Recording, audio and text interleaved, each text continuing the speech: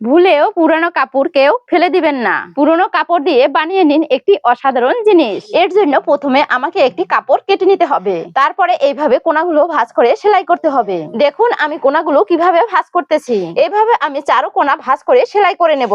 এরপরে আমাকে দুটি বাঁশের টুনি নিতে হবে। টুনি দুটিকে আমি নির্দিষ্ট মাপে কেটে নিয়েছি। এরপরে এই বাঁশের টুনি দুটোকে আমি কোনাকুনি ভাবে ভরে নেব।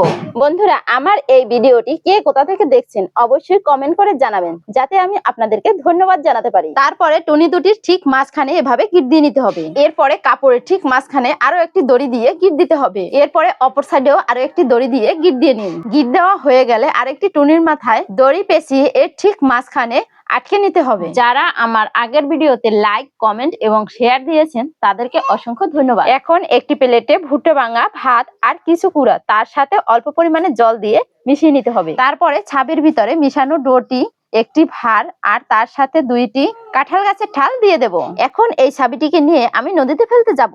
নদীতে চলে এসেছি। এবার আমি এই ছাবিটিকে 20 মিনিটের জন্য নদীতে ডুবিয়ে রাখবো। ঠিক 20 মিনিট পরে আবারও নদীর পাড়ে চলে এসেছি। এবার দেখুন ম্যাজিক, যেটি দেখে আপনি আশ্চর্য হয়ে যাবেন। তার আগে বন্ধুরা, ভিডিওটি দেখে যদি একটুকু ভালো লেগে থাকে তাহলে অবশ্যই একটি লাইক দিবেন। দেখুন মাত্র 20 মিনিটের ভিতরে ছাবির ভিতরে কতগুলো মাছ ধরা পড়েছে।